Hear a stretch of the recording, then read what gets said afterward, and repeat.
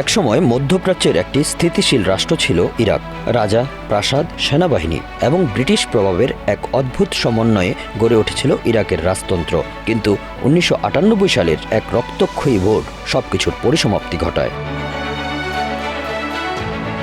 ১৯২১ সাল, প্রথম বিশ্বযুদ্ধের পর ব্রিটিশদের সহায়তায় ইরাকে প্রতিষ্ঠিত হয় হাশেমি রাজবংশ। রাজা ফয়সাল প্রথমকে বসানো হয় সিংহাসনে। যদিও রাজা ছিলেন, আসল ক্ষমতা ছিল ব্রিটিশদের হাতে। ব্রিটিশ প্রটেক্টর হিসেবে শুরু হওয়া এই রাজতন্ত্র আস্তে আস্তে স্বশাসনের দিকে এগোয়।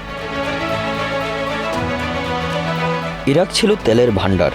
ব্রিটিশ এবং পশ্চিমা শক্তিগুলোর তেলের স্বার্থে রাজতন্ত্রকে সমর্থন করত, কিন্তু সাধারণ জনগণের কাছে রাজতন্ত্রের ইমেজ ছিল পশ্চিমাদের কৃতদাস হিসেবে। জমিদার শ্রেণীর আধিপত্য, দারিদ্র্য, দুর্নীতি এবং গণতন্ত্রের অভাব এইসব তৈরি করেছিল ক্রমবর্ধমান অসন্তোষ। ১৯৫০-এর দশকে তীব্র হয়ে ওঠে জাতীয়তাবাদ। মিশরের গামাল আবদেল নাসেরের নেতৃত্বে আরব বিশ্বে ছড়িয়ে পড়ে প্যান আরাবিজম ও সামরিক জাতীয়তাবাদ। তরুণ ইরাকি অফিসারদের মধ্যে এই ভাবাদর্শ ছড়িয়ে পড়ে দ্রুত। সেনাবাহিনীর ভেতরে গোপনে গঠিত হয় ফ্রি অফিসার মুভমেন্ট, যার নেতৃত্বে ছিলেন ব্রিগেডিয়ার জেনারেল আব্দুল করিম কাশেম।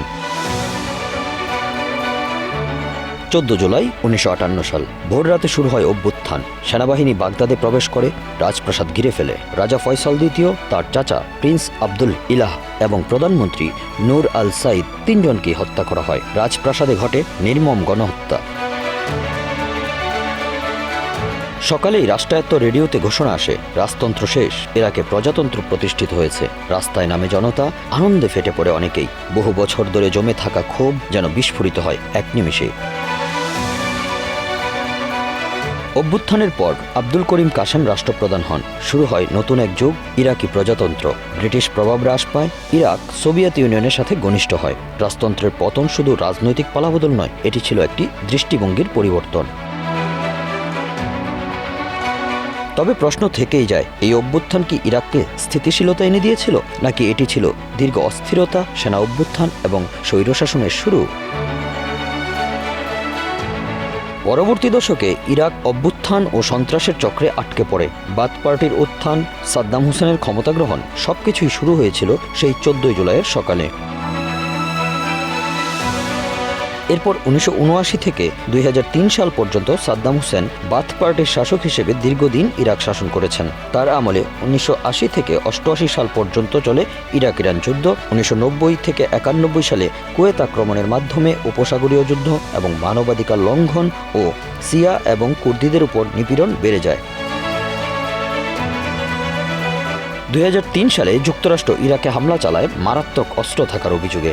সাদ্দামের শাসনের অবসান ঘটে, পুরো প্রশাসনিক কাঠামো ভেঙে যায়, দেশে বিশৃঙ্খলা ও গৃহযুদ্ধ শুরু হয়। দেশটিতে সুন্নি বনাম শিয়া বিরোধ তীব্র আকার ধারণ করে। কুর্দিদের চাওয়া ছিল একটি স্বায়ত্তশাসন।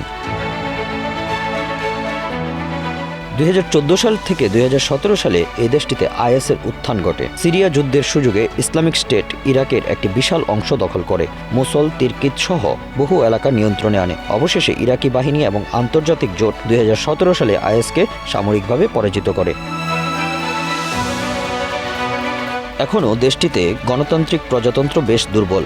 রাষ্ট্রপতি প্রতীকী ক্ষমতা সম্পন্ন, প্রধানমন্ত্রীর হাতে কার্যকর ক্ষমতা। এখন সেখানে নির্বাচন হয়, কিন্তু অনিয়ম ও দলীয় সহিংসতা সাধারণ ঘটনা।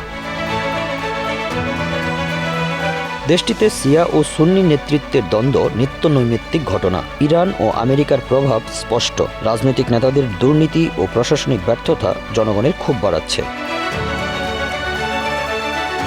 উত্তর ইরাকে কুর্দিস্তান রিজিওনাল গভর্নমেন্ট প্রায় স্বায়ত্তশাসিত। তাদের নিজেদের নিরাপত্তা বাহিনী ও সংসদ রয়েছে। স্বাধীনতার চেষ্টার কারণে কেন্দ্রীয় সরকারের সাথে উত্তেজনা লেগেই থাকে। দেশটির অর্থনীতি এখনও তেল নির্ভর। ২০২০ সালের করোনা এবং বিশ্ব অর্থনীতির ধাক্কা কাটিয়ে উঠছে ধীরে ধীরে। তরুণ বেকারত্ব পাল্লা দিয়ে বাড়ছে। দেশটির অনেকেই দারিদ্র্যসীমার নিচে অবস্থান করছেন। পরিষ্কার পানি, বিদ্যুৎ ও স্বাস্থ্যসেবা সংকট। ২০১৯-২০ সালে ব্যাপক সরকার বিরোধী বিক্ষোভ হয়। সেই বিক্ষোভে অংশ নেয় সরকারি বাহিনীর হাতে শত শত বিক্ষোভকারী নিহত হয়। ইরাকে রাজতন্ত্র নেই, কিন্তু প্রকৃত গণতন্ত্র এখনও সুসংহত হয়নি। দেশটি এখন এক প্রকার ভঙ্গুর প্রজাতন্ত্র, যেখানে বাহ্যিকভাবে নির্বাচন হয়, কিন্তু ভেতর থেকে রাষ্ট্র, দুর্নীতি, রাজনৈতিক বিভাজন, ধর্মীয় উত্তেজনা এবং বিদেশি প্রভাবের ফাঁদে আবদ্ধ হয়ে পড়েছে। Bangla affairs news desk.